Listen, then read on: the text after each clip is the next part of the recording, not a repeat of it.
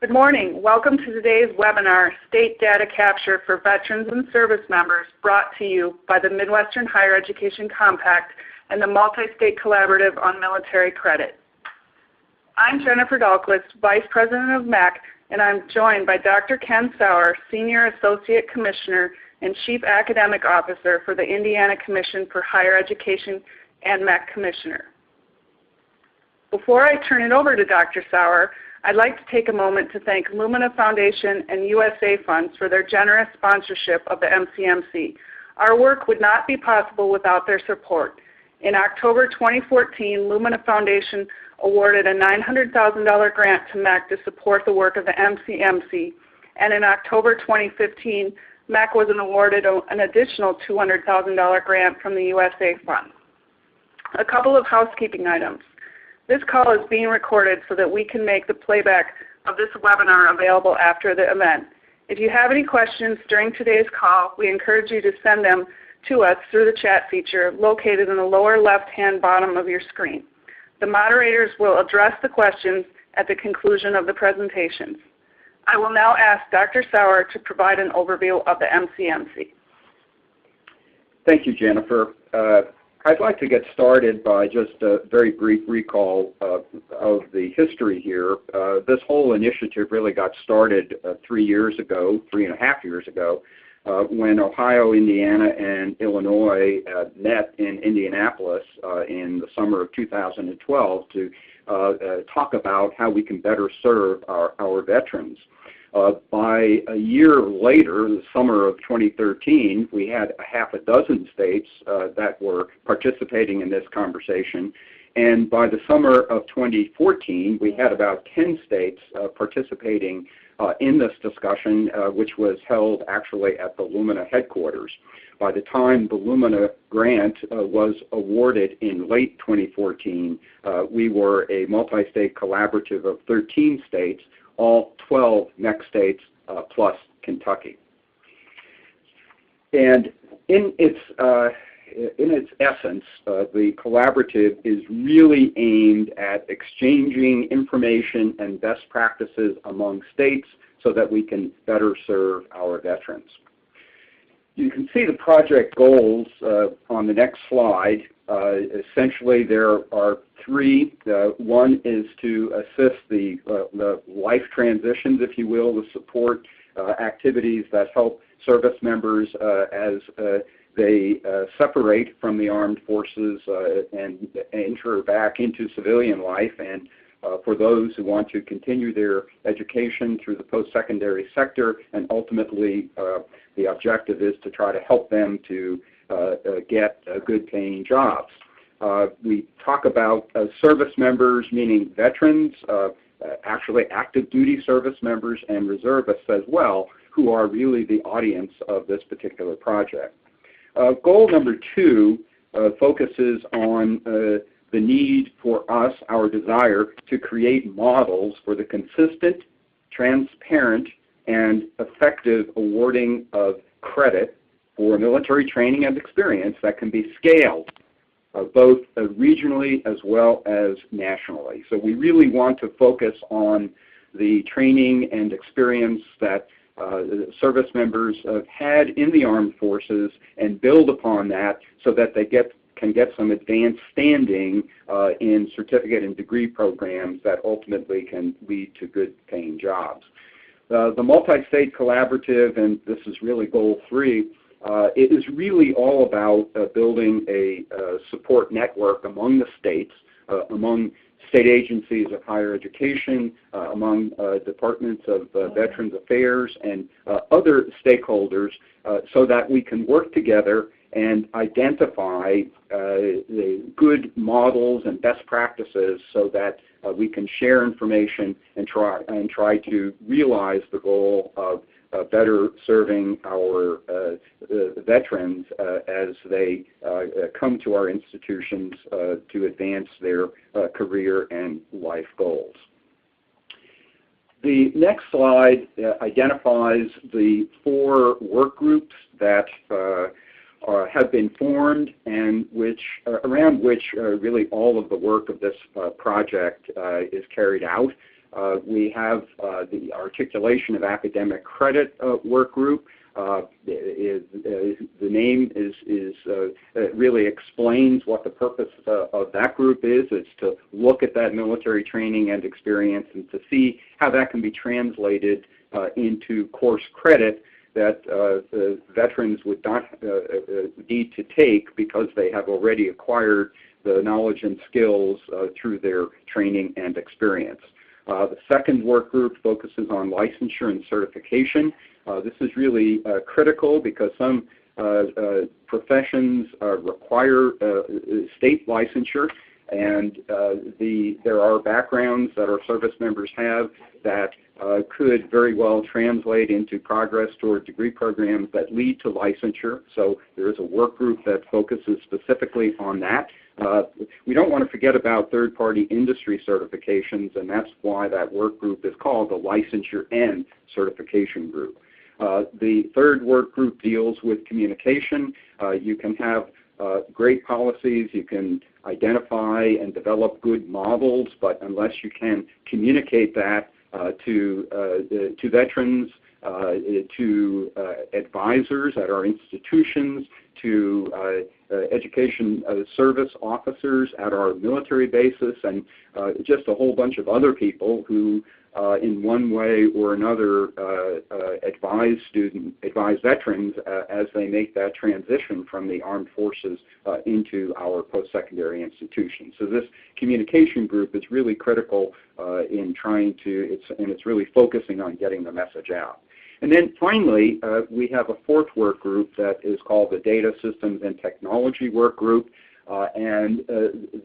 Today's webinar is very much focused on the work of this particular work group. Now, I do want to mention something. It's not in the slides, but it relates to three metrics which we identified as we submitted our proposal to the Lumina Foundation. And the first of those metrics is the following. A majority of the states have developed a mechanism by which the persistence and graduation rate of service members can be tracked over time. So, and this really is what this webinar is focusing on. A majority of the states means 7 states, so we've committed ourselves in this multi-state collaborative to have at least 7 states be in that position to track veterans over time so that we can look at how they're doing with respect to persistence and completion. Of course, we would like all 13 states in the multi-state collaborative to realize this goal, to have such a mechanism, and that is our aspiration. But we at least have to have 7, and we would like all 13 states participating to be in that position.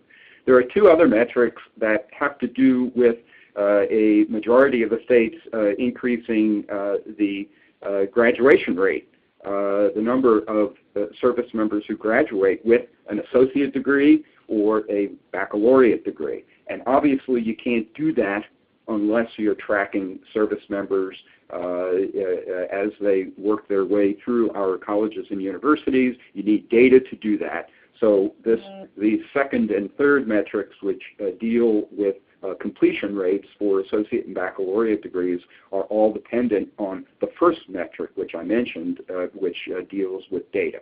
Again, that's really the purpose of this webinar, and we hope that this webinar can help all of our states, and indeed we're happy to share this information outside the 13 members of the multi-state collaborative, because this is something that really we would, to the extent that we can do some good work as part of this collaborative, we want to share that with all stakeholders, all other states, and so that we can make progress in this particular area. I'm going to turn this back to Jennifer. Thank you, Ken, for that overview. The success of the MCMC is due largely to the dedication of our work groups. Today's webinar is brought to you by our Data Systems and Technology work group, led by our co-chairs and today's moderators, Terry Lambert and Kevin Sosa. Terry serves as the Director of the Transfer Indiana Central Office, and Kevin is the Associate Director for Technology Articulation and Transfer Network at the Ohio Department of Education. Terry and Kevin, the floor is yours. Thank you so much, Jennifer. Thank you and good morning to everyone. I just want to start off by saying thanks to everyone for providing their time, and especially on this Data Systems and Technology Committee. We've been very appreciative of all the states that are involved. And on our team, I want to just state that we have representation from Minnesota, Michigan, Illinois, Indiana, North and South Dakota, Kentucky, Ohio, Kansas, and Missouri. So we have quite a large group that we have on this committee. And this group was basically asked to kind of look at what we're currently doing, essentially looking at how can we help achieve the goals that Ken mentioned in the start, getting persistence, getting graduation rates, looking at veterans, and finding out how can we help them be successful. So when we look at this group, one of our major goals is to look at what systems are in place, what data do we collect, and kind of that searching for the best formula to get the data and the technology to work with the other work groups that handle the licensure and the articulation and credit and so forth. So looking at that first bullet point, that's a lot of what the group was essentially looking at. Terry? Thank you so much, Kevin. And another thing that we really thought we should start with as this group got pulled together was we needed to do really an inventory of the technology that's being used right now, software and tools, both at the state levels, because a lot of state agencies are represented in the group, but also at the institutional levels within the state, so that any of these that they're using for military and service members to make recommendations for best practices. So it all ties together, but we don't know how to improve until we see really where we are. And so we've done a survey to try to kind of get the lay of the land, and it led us then to the third bullet point, right, Kevin? That's absolutely right, Terry. And this survey that we sent out, some of you on this call may have seen that survey, may have participated in that survey, and still, even with the answers that we saw from the survey, we still look at it as this is a good starting point, but we have so much more to achieve or accomplish for us to really get through to our goals. So as we look at the survey, and thank you to anyone that was able to complete that, we were able to kind of get a good, at least a baseline look at what each state is doing and get an idea of what kind of legislation is going in place, what kind of systems are in place that are used, and exactly what they do.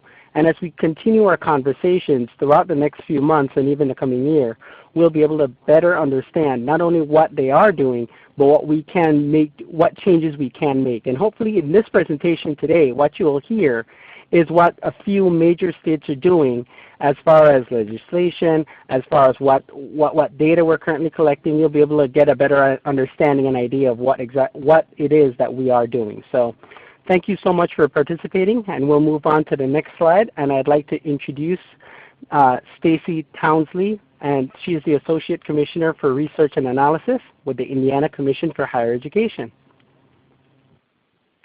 Okay, well, good morning, everyone. Indiana is at the very beginning of capturing higher education-related data on veterans, and I'm here to talk to you about some of the initial steps we've taken and to learn from others who are further down the road and in this type of learning what they're doing with this type of data collection.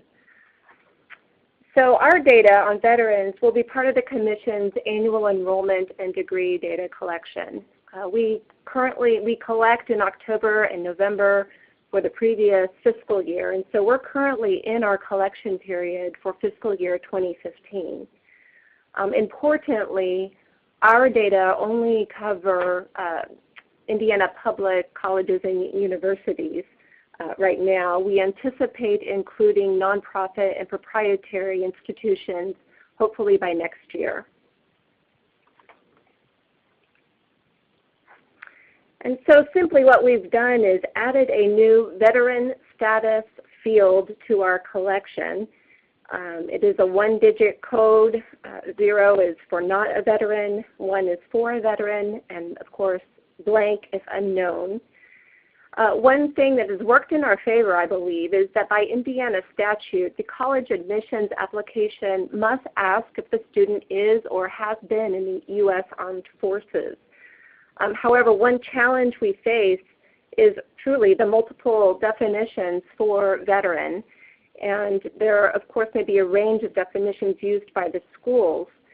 And so any reporting using the veteran status flag would need to include appropriate caveats unless and until a common definition is used. We have referenced what we have found on the website, but again, I think that is a challenge. This is a simple slide. We don't have any data, so there are no trends to report. When we look at financial aid data in relation to veterans, a step back, in addition to being a coordinating body, the Commission also administers Indiana's student financial aid programs. We know that data on veterans are available through the Veterans Administration, the VA state approving agency. And at this point, the Commission does not have access to that data. However, we know that we can link to FAFSA data to obtain the Veterans Administration flag or match flag. And again, from our end, of course, we don't have any data to show trends, but we do anticipate additional data collection on veteran benefit dollars as part of our annual enrollment and degree collection starting next year for fiscal year 2016. And a big question for us as we think about how to expand our data collection is, how granular does the data need to be on VA educational benefits? Do we need to be asking for data on specific chapter benefits, for example? And that is all I have. I'm going to pass it on to our next presenter. And our next presenter will be Kevin Sosa from the Ohio Department of Education, talking about what Ohio's doing. Thank you so much, Terry, and good morning again. I just want to mention that along with me, although he won't be presenting, but Mr. Jared Shank, who is our Director of Military and Apprenticeship Initiatives and Special Projects. He also works closely with me at the Ohio Articulation and Transfer Network, a part of the Ohio Department of Higher Education. So, in Ohio, I just kind of want to give an idea of how Ohio handles collecting information about veterans. And so when you look at this slide that says Data Elements Overview, what I'm really trying to reach out to you here is say that the state approving agency here in Ohio is sort of that go-between between the veteran, the school, and the Department of Veterans Affairs. And so what they kind of do is they have an important role to play in veteran success.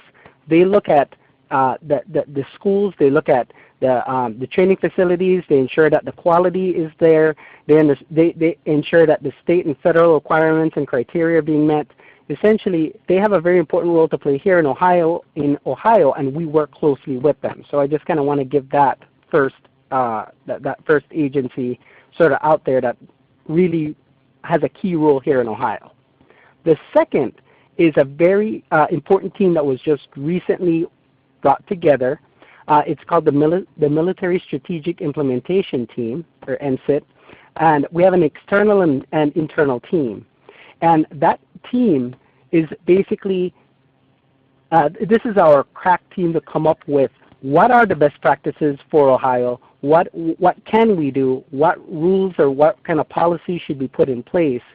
A lot of these new ideas are coming out of these, not only these meetings, but also from our institutions. So as we look at what our institutions are doing, they can share their best practices, they bring it back to the group, and the group can decide, okay, how can we roll this out to other institutions? And Jared has a very close working with this group. We obviously, since this group has just been recently put together, we hope that a lot of this information that we come up with, we'll be able to share with the MCMC and kind of move things forward from there. So, talking about initial data capture and definitions. So, in Ohio, we have the Higher Education Information System, or what we loosely call HEI. And this system, although very old, does collect information for us already on students that attend public higher education institutions. And you can see here that there's student enrollment, course information, financial aid data, and the finance data submitted by colleges and universities. So essentially, this system at this point, I mentioned that it is old, it is being rewritten, and there's a lot more that it's going to be collecting hopefully in the near future. And right now as we develop this new system, we're kind of keeping military in mind. And obviously not just military, there's other initiatives that are going along as well. But we're keeping military in mind because as we rewrite this system, we want to be able to collect information that will directly impact our institution's policies and basically impact students in Ohio. So hopefully as we rewrite this system, I'm really, really hoping that with MCMC we can come up with the best practices to put in place. So here's a visual of what HEI looks like. And it's very, very crude, very simple. You can just see that colleges and universities submit data to HEI through the web, secure web. And the data is edited and cleansed for errors and then loaded to the database at the Ohio Department of Higher Education. And then we make queries and reports available to key decision makers. So essentially this system does exactly what you'd hope a system would do, provide key information that people can make decisions on. So some of the data trends, some of the information that we currently collect. So for a student, there's the SSN and then what's called the OBR ID. There's demographics, there's rank, there's grade point average, alternative credit hours, degrees, and certificates earned. You can see that information there. And then on the courses itself, you can see the different information pulled from the course level, credit hours, courses offered, the zip code, attempt of academic credit, course outcomes, and so on. So you can see some of this information we already collect, and what we'll try to do with that military strategic implementation team is kind of see what else could we possibly collect to make this a bit more useful when the reports are released. As far as financial aid data goes, here's a list of what we collect on the codes in HEI. So there's the federal programs such as GI Bill, and then there's tuition assistance as well. We have the Perkins loan, Pell, and then any institutional programs that are externally funded or internally funded, and then any other state programs such as OCOG. So essentially you can see here, between the student data and the financial aid data, there is quite a bit of information that's already collected. So essentially, this last slide I just want to quickly talk about some of the aid benefits that are available for service members and veterans in Ohio, the Ohio War Orphan Scholarship, Safety Officers Memorial Fund, and then the Army National Guard Scholarship. So as far as the future trends go, we're looking for financial aid where we have hopefully plans to track military transcripts that are received by our institutions, and then continue to track veteran completion to match the VA data that's already being collected. So we can kind of see if there's any gaps in there, and any information that's being reported, we want to make sure that it is accurate. All right, there's a contact information for myself and for Jared Schenk. Thank you so much, and I will turn things over to Marty Leisinger, who is the Associate Director of Data, Research, and Planning at the Kansas Board of Regents. Marty. Thank you, Kevin. I'd like to start out with just kind of an overview of our data collection.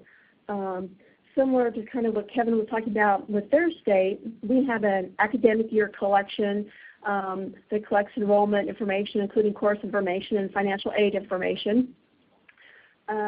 We collect it for the public institutions, so that is the state universities, our municipal universities. We have 19 community colleges and 6 technical institutions. So we have a database, and we have different files that we collect. For our student status file, we have a military status indicator. For student financing module, we have both federal aid and tuition waivers. So both with federal aid and tuition waivers, because we have our collection set up on a term basis, we can collect the type of aid and amount of aid for both federal aid and tuition waivers per term. So we know for summer, fall, and spring how much the veterans and then those in the military are getting as far as support, federal aid and tuition waivers. Because this information is part of our academic year collection, we'll be able to track persistence and completions over time. So to get into a little bit more depth of the data we collect, we have 3 different fields as far as student status. We have a veteran student indicator, we have military connected student indicator, and a military active student indicator. And we thought that the 3 different fields were important because they're not mutually exclusive. You could have someone that could be yes in multiple categories. This status is evaluated upon entry for the post-secondary institution. One of the things we did when we went to develop these fields in our data collection, we went out and looked at what is in the Common Education Data Standards, SEDS. And so these are fields that SEDS has gone out and they've asked for input from various states and different people as far as military indicators, what type of data should be collected. So the timeline, we introduced these elements for AY15, which we've now collected. We're also going to do a pilot for AY16.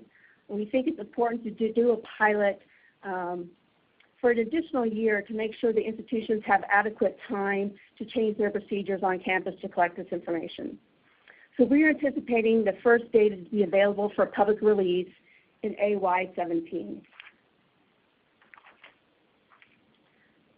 Now the first field, as I mentioned, was the veteran student indicator.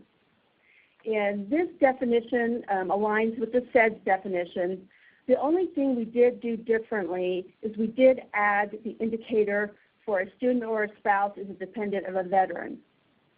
And one of the reasons we did this, we deviated a little bit from SEDS, is to be more in aligned with our statute as far as tuition and fees for veterans. So you can see you have a N for not a veteran, Y for veteran of active duty, National Guard, or Reserve, and then a D for if the student is a spouse or dependent, and X for unknown. The next element we have is military connected. And in this one, this is exactly how SEDS has it laid out. And we have, again, no for not military connected. And then we have split out those, what you normally think of as the active duty full-time, and then the reservist part-time. And then we have an unknown alternative.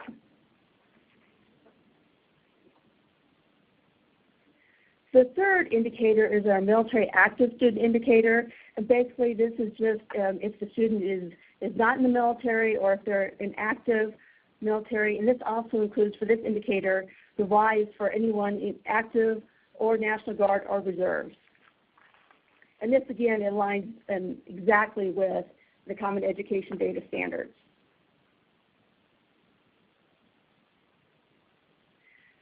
The next item I'd like to discuss is federal aid. We implemented a student financing module to our academic year data collection in AY13. It was a pilot that year. AY14 and 15 have now been collected, and we've been doing some analysis on that data. One of the things we did as part of that collection is we put in different types of aid. So we know if someone is getting a Pell Grant, how much is a Pell Grant. We did have a couple different indicators for example, for GI Bill benefits and for Department of Defense tuition assistance. We didn't have everything. And so we had a category that was other, which collected some of that other stuff. And we realized that other is not a very good selection for institutions to have. It really doesn't give us the information we want. So we broke them out into the different categories. So now we can be very specific about what type of assistance they're getting and the amount they're getting per term.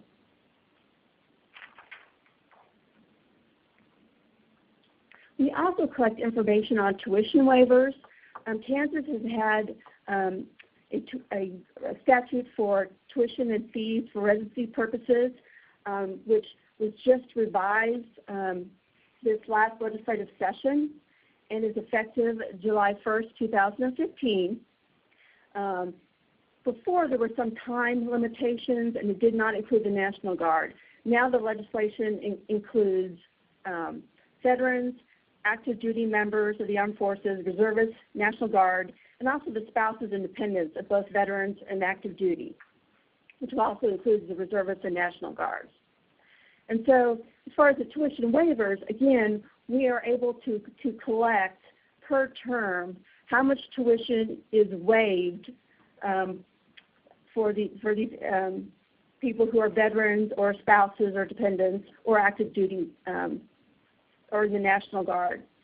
This is kind of important to us because we did implement some changes to our tuition waivers. So, for example, someone who lives out of state and moves to Kansas, they do not have to meet the normal residency requirements to get in-state tuition.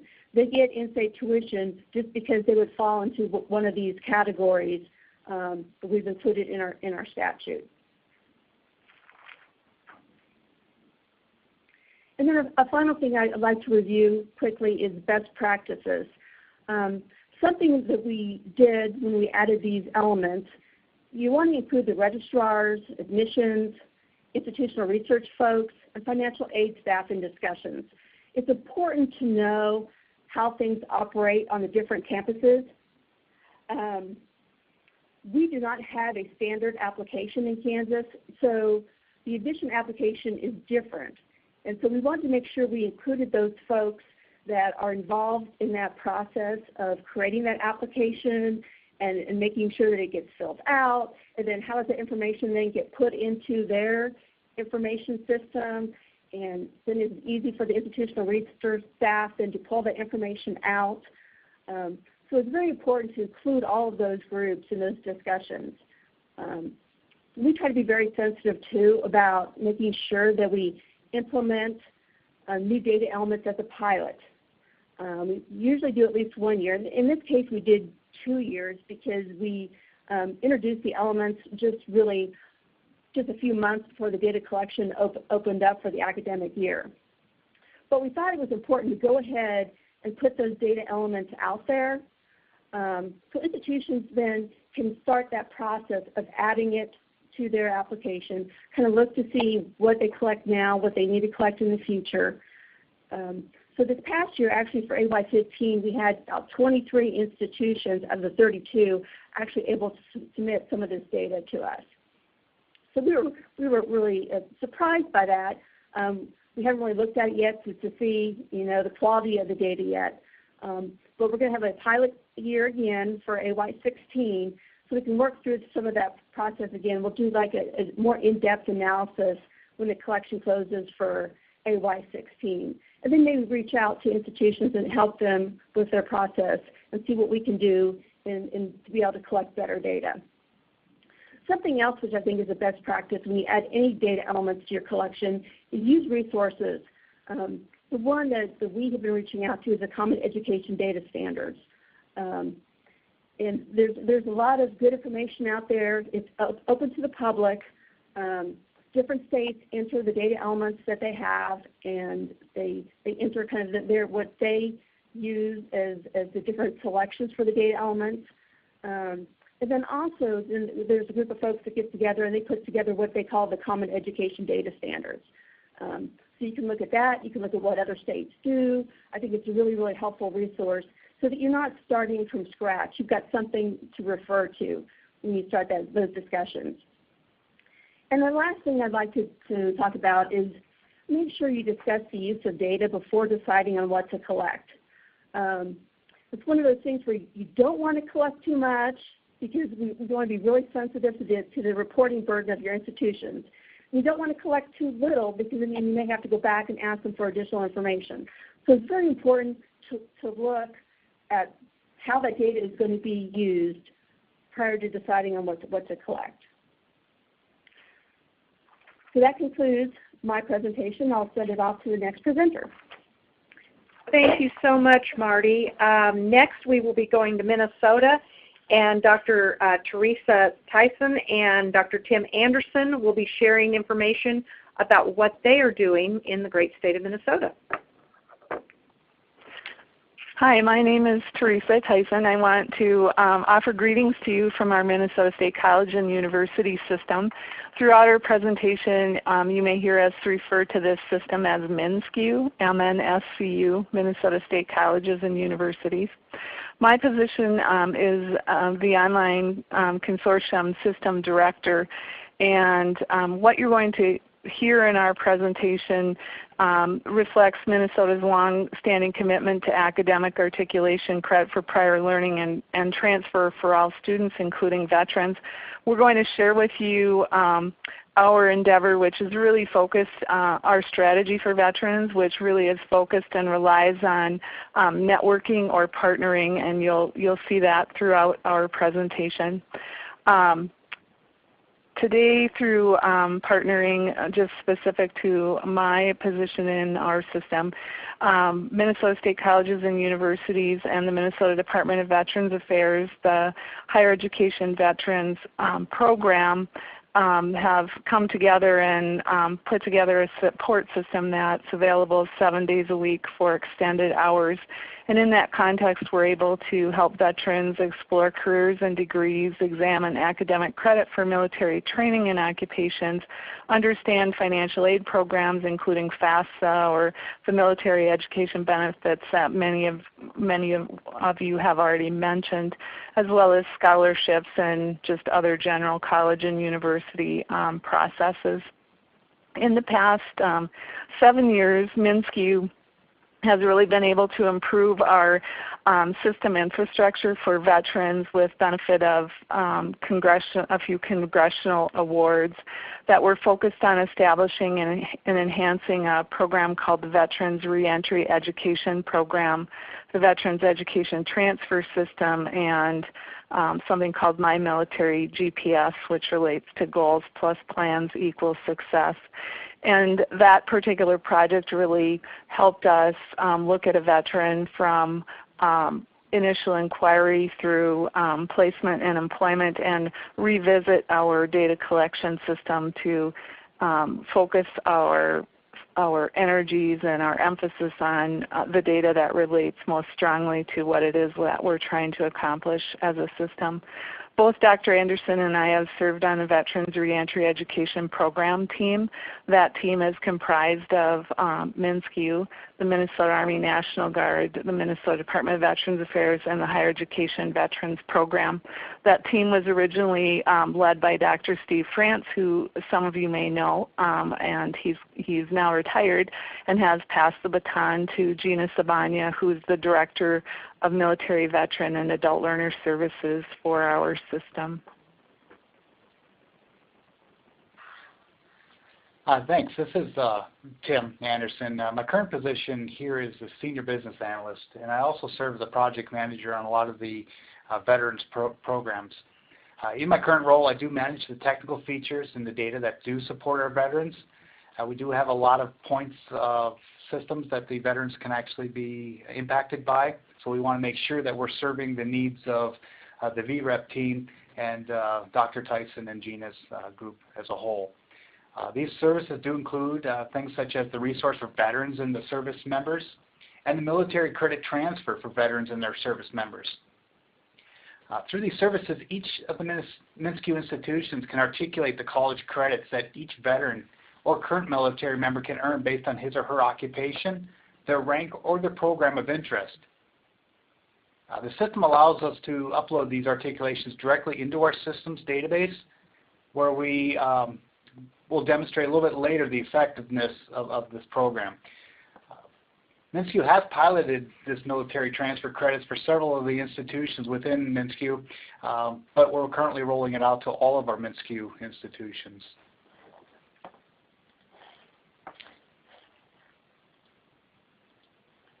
Today we are presenting about the Minnesota State Colleges and Universities initiative to support our veterans, service members, and their families in accessing higher education and completing a college degree of choice. So similar to the military, there are many acronyms, as you've heard so far, that kind of crop up in our conversations in higher education. So just as a reminder, MNSCU is short for a reference of Minnesota State Colleges and Universities. Just a little background about MNSCU. The mission of MNSCU is to provide an extraordinary education at the affordable price of our system mission. MNSCU is the 5th largest system of 2- and 4-year college and universities. It encompasses 31 public colleges and universities. We have 54 campuses located in 47 different communities, and each year about 435,000 students are enrolled in member institutions. There are 522 online programs offered through member institutions that provide 15,000 online courses to about 107,000 students each year. And about 42,000 degrees, certificates, and diplomas are awarded annually. So to be successful in meeting our mission of providing an extraordinary education at an affordable price, colleges and universities and all of us really need to work together.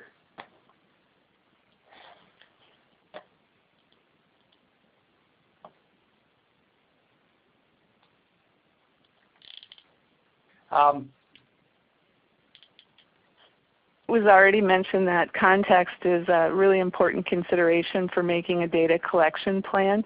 So to give you some insight on our situation in Minnesota, we've highlighted some key data on this slide. Of importance, Minnesota is a non-base state, so we don't have a central focus, so to speak, for our veterans in terms of a base being within the state. We have about 360,000 veterans that make up about 7% of the Minnesota state population. About 75% of our veterans are wartime, about 25% have a disability rating, and about 7% are women. We know from our study of veterans within our system, about 14,000 veterans are using VA education benefits to support college attendance and completion. We also know that in working with in partnership with other state agencies, that 70,000 Minnesotans have been discharged since 9/11, and of those 70,000, about 65% have served in some sort of a combat zone. What we also have come to understand is that veterans may not elect to use their education benefits immediately after deployment, and so part of our work with veterans is really on helping them to get into a position to be able to maximize the application of those benefits to completing their desired education and entering or upskilling or changing their careers as they would like to do so. Without a central focus in Minnesota, our state agencies really have gathered together to provide a service network. And you may or may not have noticed on the prior slide the yellow ribbon. This is a program beyond the yellow ribbon that actually assesses the current capacities of communities, employers, colleges, and universities with regard to the culture and infrastructure for veterans, service members, and their families. We are very proud to be able to wear that yellow ribbon across our Minnesota State College and University system.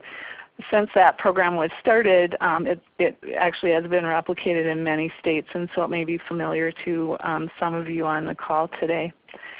In earning our yellow ribbon status, we have done some particular specific things related to veterans. Each of our 54 campuses actually have a physical space designated for veterans, and we call these spaces Veterans Resource Centers.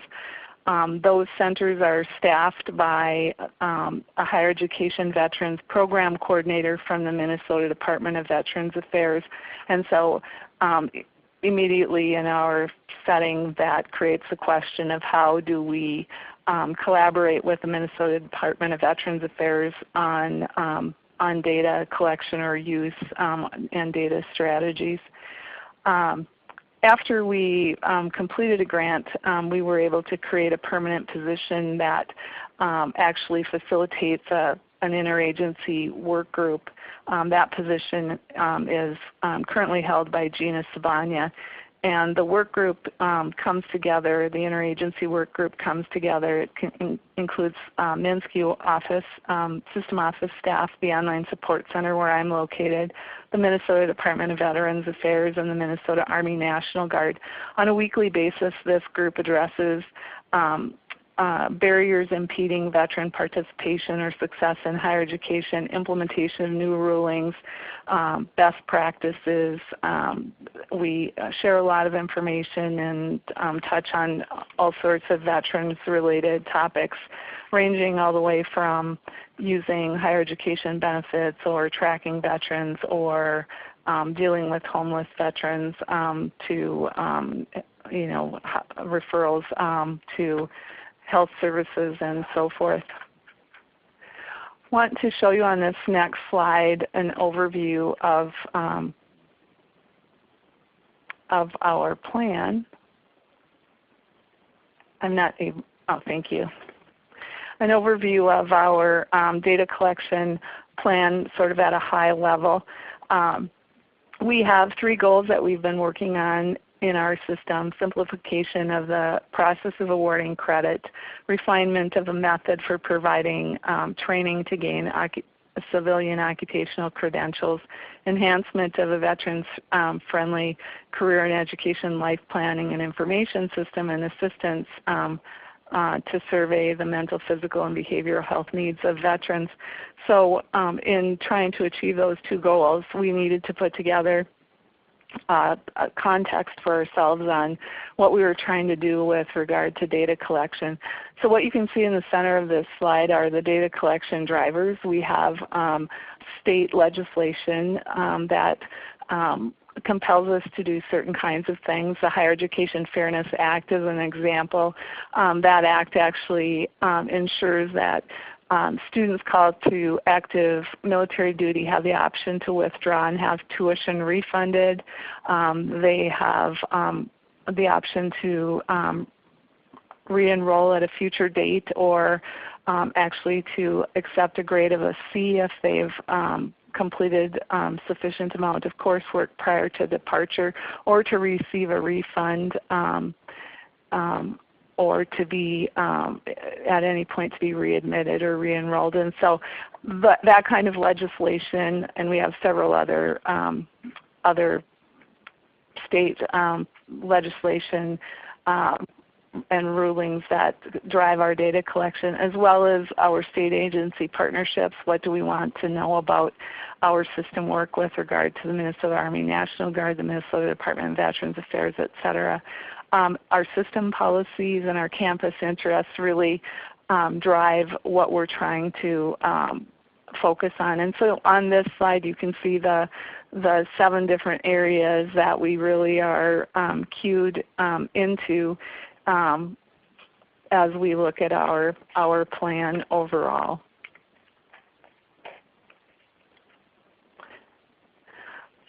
This slide is really just showing 4 key components and then a host of underlying detail. At the far right you can see that a major trigger for determining whether or not an individual is a veteran is important to us. That's, as many of you mentioned, that's what we have to do just getting out of the gate. For a majority of individuals, the veteran status is actually set in the admissions process when the individual self-identifies by answering a simple question: are you currently or have you ever served in the armed forces?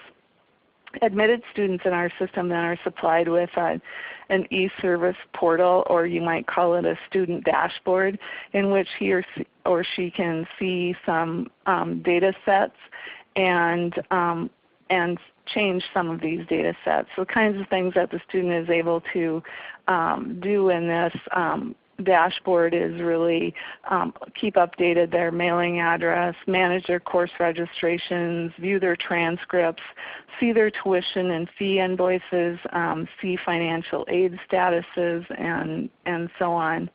Behind the scenes would be the next box over to the right. there is actually an interface that our staff work in. It's called an Integrated Student Record System, or in the spirit of acronyms, ISRS. And what you see in that third box are really data sets that are brought together into a student record. Within that, there is a spot where you can check whether or not the student is a veteran, if they have not already done so in the application process. And then off to the right, what you are seeing is a degree audit record system. So a student is able, in addition to seeing or through the dashboard, able to go one click lower into this degree audit. And what this system does is really show a student what's required in a program, what they've already completed, and what remains. So a student bringing in transfer credits or academic credit for their military training and experience would actually be able to see that applied to the specific degree. So this system allows us to identify, track, and summarize the veteran experience by cohort, by campus, across the system. It looks simple, but in the background it requires some very complex processing.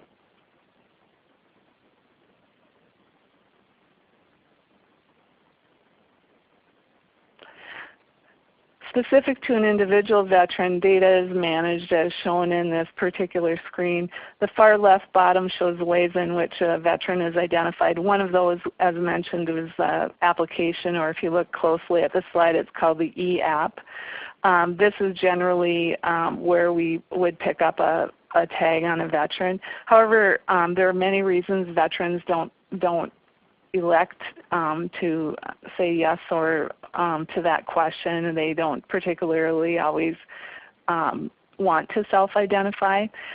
So we also are screening in other data sets, the federal application for student financial aid, the credit for prior learning arena, the veteran centers at campuses, which I mentioned, early registration and orientation at institutions, and the application of military education benefits.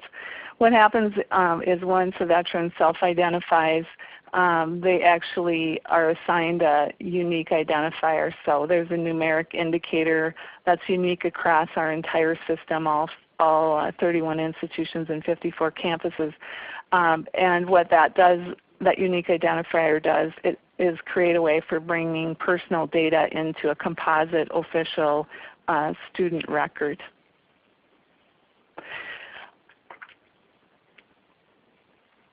We also have a data repository access plan. Again, it's all around the Veterans Code associated with the unique identifier. And what this allows us to do is actually cross-reference the key data element, the veteran status, on an individual cohort, campus, or system-wide basis. We have a back-end database that compiles all of the institutions together so that research can be done across the system or at specific campuses. So without an ability to do that cross-referencing, it's obviously like trying to find a needle in a haystack as you're looking through the tons of appropriate data. But with the STAR ID and the system-wide data repository, we're able actually to mine right down to a personal level or to create cohorts or groupings. I wanted just to show you briefly the common performance report structure that we use. So those of you that work off of a performance model probably are familiar with inputs, outputs, outcomes, quality, efficiency, those kinds of things. So on the left-hand side of this, you'll see some of our outputs, our 7 major outputs in a list. And on the right-hand side, you'll see the indicators that we would look to in order to make some assessment of how we're doing on a particular performance line. So if you look at line 5, for instance, or number 5, you can see an indicator for output is affordability or financial savings. And what we're going to do in the next section here is just show you some of the reports that we typically use in some of these different indicators.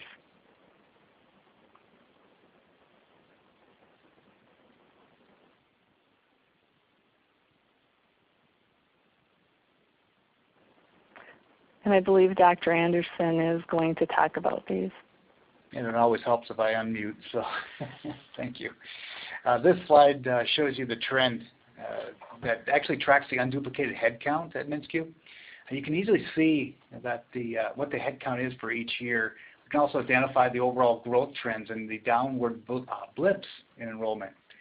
You can also see that while overall enrollment went down in 2014, the veteran headcount decreased by 353 individuals. So this percentage of veterans comprising the total college and university population was maintained at 4.21%. So what this tells us is that the system-wide enrollment decrease was less impactful on our veterans than it was on any other student demographics.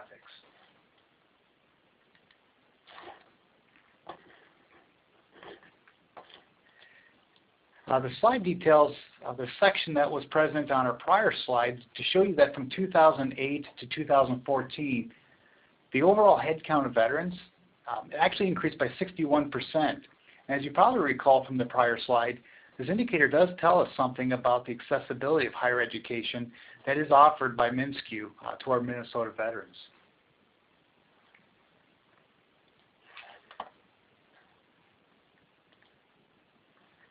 So in this slide, you can see that the trend for the output number 3, which was acceleration, this was indicated on slide 43, it shows us credit for prior learning information that is available for our veterans regarding their military training and experience. And at the far left, you can see in October 2011, when there were a total of 462 evaluated military occupations. And in the middle of the page, you can see an uptick in evaluated occupations, with numbers jumping from 1,236 in February of 13 to 6,079 by August of 2013. What this does is it corresponds with the adoption and implementation of our accelerated process in which we use big data approach for using credit recommendations from the American Council on Education, otherwise known as ACE. And at the far right, you can now see that on August of 2015, there were 23,350 evaluated occupations across our system. And today, there are nearly 25,000 evaluated military occupations. So most certainly, this number of pathways to use credit for prior learning achieved through the military training and experience has increased. So therefore, so have the opportunities for our veterans to accelerate degree completions.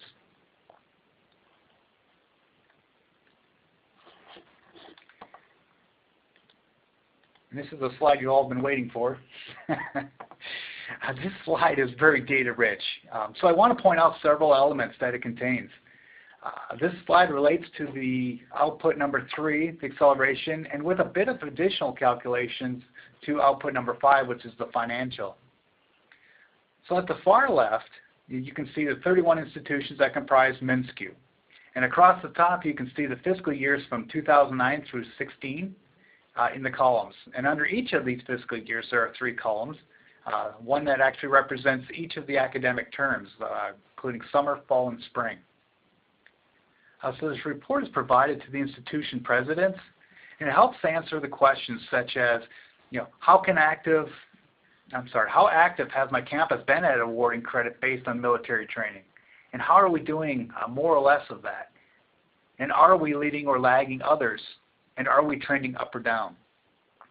The report also tells us that since 2009, the veterans have received 136,000 academic credits for prior learning based on military experience.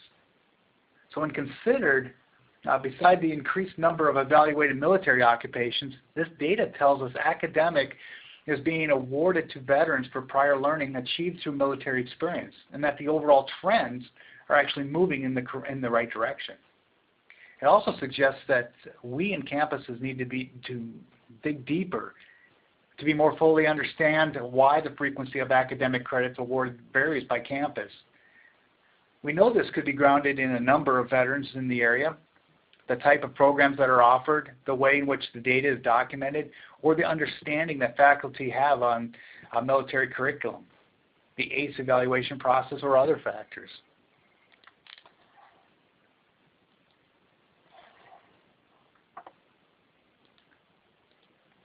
We have covered a lot of ground really quickly for MNSCU, so we do invite you to please contact Gina, Teresa, or myself for any additional details that you might have. Teresa and Tim, thank you so much. Really appreciate letting us know what you've been doing in Minnesota. I think what these various presentations show, hopefully for all of you who are attending, that our 4 states that are represented here are all at different places, and so you've now got some wonderful contacts to also work with as you have additional questions. What we'd like to do right now is we'd like to open up the questions that have gone into the chat and some that have been sent to us. We'd like to go ahead and start discussing those. I think the first question someone asked was, can you tell us which states have agreed to track veterans? And that's a great question because that's one of the reasons that we're having this webinar. We did this initial survey, the Data Technology Committee did the survey, and we felt like the answers were really inconclusive. It seems like a very simple question, but because of the fact people were looking at things differently, we didn't get solid answers. So I wish we had a really nice little chart that showed who's doing and who's not. And I think what this shows is one of our next steps is, now that we've had this conversation, to go back to the states and go back to our representatives that are involved with MCMC and to really try to nail down who is doing data collection and move the conversation further to help those who aren't, and for those that are just starting, lessons learned and best practices for those that have been at it for a while. So I think our next question is, what is your definition of active duty? And Kevin, would you like to answer that question? Sure thing, and thank you, Terry, for sending it over to me. So essentially, when we had talked about that survey we had sent out previously, what we tried to ascertain was, the bigger question above active duty was what does the state define as a veteran, or how do you define a veteran in your state? And under that, we tried to look up as to what it is that states look at active duty, and active duty is more or less someone that's been deployed. And a lot of our institutions typically try to track that as a student comes in, and here in Ohio, I would imagine that the state authorized, the SAA tracks that information, but essentially it's someone who has been deployed. And then defining a veteran would be simply saying someone who has served in a member of in the branch of the armed forces and has been honorably discharged. So I hope that does help you with that. And then I believe that the third question there was about what is the eventual goal of the MCMC to standardize data collection efforts within the member states? And I think Terry, and I think Ken, you had an answer for that? Right. I think Ken, it seems to tie back in with his original conversation about the goals of the MCMC collaborative. So, Ken? Yes, I tend to not use the word standardize, but I certainly would like to suggest that an important goal of this whole effort is to reach consensus on a set of core fields, data fields to be collected, and to reach consensus on the definition of those fields. And as somebody who's worked on data element dictionaries for a long time and served on the National SEDS Advisory Committee, we certainly want to take advantage of definitions like those in SEDS that we can build upon and use so we don't have to reinvent the wheel. Now, having said that, when it comes to the federal government, as Stacy mentioned in her remarks earlier, depending upon the federal agency that's doing the collection and depending upon the survey or data collection instrument that is being used, you may have some, one or another definition that is utilized for that particular purpose. But in any case, to the extent that we can, we certainly want to utilize definitions that are widely used, that around which there is some real consensus. But I keep coming back to this notion of focusing on a core set of fields and the definitions for those fields. Depending upon, well, as was exemplified in this webinar, states have different capacities. The scope of responsibilities with respect to data collection may also vary from state to state, depending upon the structure of higher education within that state. So, I'm not sure that by the end of this project, this initiative, all states are going to be collecting the same data in exactly the same way. And in fact, to the extent that we always want to take advantage of states that can do more. So we on the one hand, we'd like all states, if at all possible, we would like all states to be able to collect data on a core set of fields using the same definitions. We also want to allow those states that have the capacity to do more than that, to collect additional fields and to, in effect, show the pathway for an even richer way to collect and utilize data. So that's sort of, to me at least, the general goal.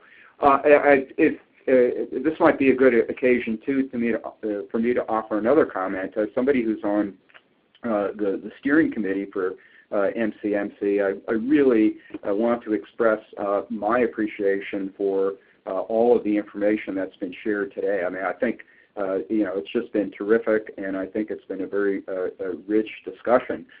So I would hope that I'd love to have a follow-up conversation with Kevin and Terry, who chairs the work group here, and with Jennifer to talk about some potential follow-up here, because I think, again, this has been a very wide-ranging conversation. I think we've touched on, a whole lot of information and looked at many things that may be possible. So to me, the challenge may be how to winnow down all of the rich discussion today and focus on some follow-up priorities so that we can then go back to that goal of having a majority of the MCMC states, or even all of them if we can get there, to have a means for tracking veteran persistence and completion over time. Very good. Thank you so much, Ken. The next question is, are there any thoughts or discussion about the current data collections being mostly at public institutions and missing out on veterans attending non-public institutions? Any thoughts on that? Stacy, I'm going to turn to you. At this point, Indiana is still so new that I'm not sure that there's really anything. Right. I mean, I guess the thought there is we anticipate or hope to look to the privates to be able to provide data, but that would be in conjunction with providing also just enrollment and degree production information to us, which is a parallel effort. So. Exactly. Kevin, how about you in Ohio? Yeah, so I mean, I'm working with Jared, obviously, because Jared is our director, and essentially when we look at we look at public institutions because that's who we're tied to, as far as the Chancellor of the Ohio Department of Higher Education. But we also get private institution data as well through the SAA. I mentioned the State Approving Agency. So we do collect information from private institutions, and I think that's very key. Private institutions are, especially the for-profits, are trying to gather get so many of these veterans to come to their institutions because they know that they have certain money coming in. That I think it's important to for us to evaluate that and analyze that as well. Very good. And any comments from Kansas or from Minnesota to that question? This is Marty from Kansas. The reason that we collect from the public is because we either govern or coordinate the public institutions. The difficulty is with the non-public, we do not govern or coordinate, so it's very difficult for us to get information from them, and we definitely cannot do that at the student level,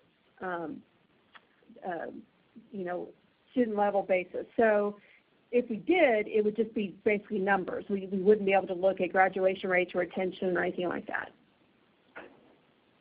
This is Teresa Tyson from Minnesota. Our the system I work in is Minnesota State Colleges and Universities, and so within our system-wide effort, we're not able to access private institution data and so forth.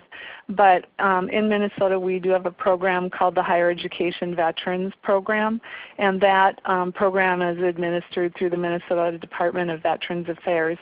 In that setting, the Higher Education Veterans Program reports to the Minnesota Legislature annually on students, veterans in higher education settings.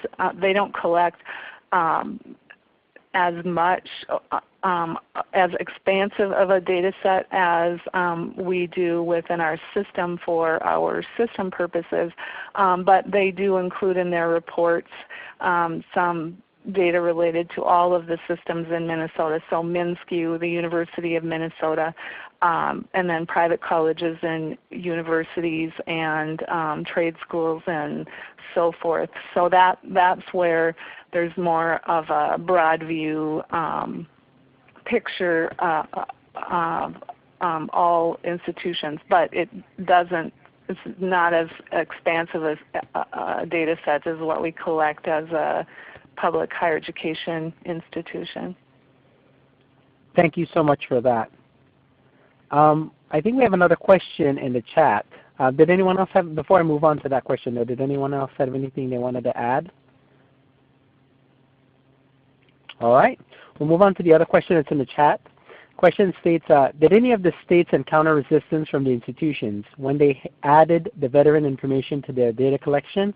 Did the institutions feel it was burdensome? So I think I'll start off with Ohio and just say that our institutions did not, verbally tell us that they felt it was burdensome.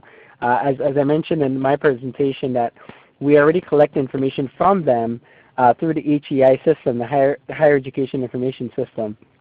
And there's an alternative credit file that already collects some of the information, but not all. Obviously, we're looking to see what else we can collect. Now, the governor of Ohio had sent out an executive order essentially asking institutions to work together in order to make sure that veterans are receiving the appropriate credit and getting credentialing for their military training and experience. And he essentially called on the Chancellor to ask the Higher Education, the Department of Higher Education, to basically work with public institutions to make this happen. So in that, I guess it came from on high, if you will, and then filtered down. But I don't feel like our institutions gave much pushback. I think a lot of institutions, in fact, some of them were actually very vocal in saying, yes, we need this and we want to help out our veterans. I don't know. Do we have additional comments from Indiana? Terry? Sure. This is Stacy. I would just add that because we have worked very closely with our public institutional research group as part of our annual collection anyway, I mean, it was We already had that foundation of working closely. And because we're just starting small, we're requiring just the additional veteran status flag, and because in Indiana it's required by law to include the veteran status on admissions application, the schools already had that information captured. So to that end, it wasn't, hopefully, too much of a burden. But as we move forward, I think, and again, discussing the level of detail that would be useful for research purposes and to inform policy and decisions, I think that's where this group and others would be of most help. So do we have any comments, Marty? Any comments from Kansas in your experiences? As far as institutional burden, I mean, we're very aware of the fact that since we do not have a common admission application, the collection process is done differently throughout the different institutions. So we have to work very closely with your registrars, your admissions folks, IRA folks, everyone to come together and try to come up with what is reasonable as far as collection. And if it's reasonable, then again, like I mentioned earlier, do it as a pilot for at least 1 year, if not 2 years. Very good. Tim, Teresa, any comments from Minnesota and the history experiences that you've had? I can add a little bit, at least on the burdensome side. We actually develop a system that allows automatic uploads of those articulations for credits earned. And so that makes it really easy on the institutions to start articulating credits. But as far as identifying and collecting information on our veterans on their status, we've incorporated a central application system throughout MNSCU that all students complete when they enroll, and so that information is readily available for any institution as students sign up. So we're trying to make everything as centralized as possible to reduce that burden on the institutions. Teresa, do you have anything more on that one? The only thing I would add is that we have had conversations about if a veteran does not self-identify in the admissions process, in what way can we work with the Minnesota Department of Veterans Affairs or the Minnesota Army National Guard to help us identify additional veterans who might be using Veterans Resource Center services or might be using Guard education benefits and so forth. So we've had some discussions about how can we more consistently add to that nice data set that is already created at the point of admissions and sweep in more of the veterans who, for whatever reason, decided not to identify themselves in the admissions process.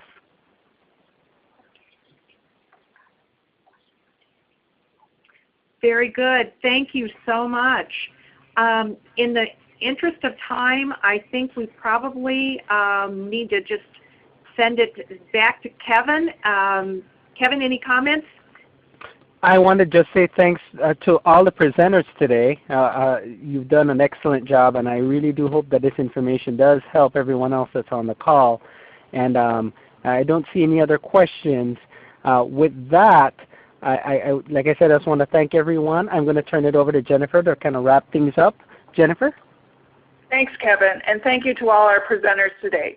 Please stay connected with the work of the Multi-State Collaborative on Military Credits Facebook page. We'd love to share your successes and good things you're doing in your state or on your campus. We've also started a LinkedIn page for those with a passion around this topic. This is a private group to share in discussions with your peers. Please save the date for our next MCMC webinar titled Prior Learning Assessment, an overview of relevant criteria and assumed practices. This will be on December 14th at 1 p.m. Central Time. More information will be available on our website. At the conclusion of this webinar, you'll be directed to a short survey once the webinar closes. We value your feedback and hope you'll take a minute to share your comments. And finally, here is my contact information if you have any direct questions for me. Thank you.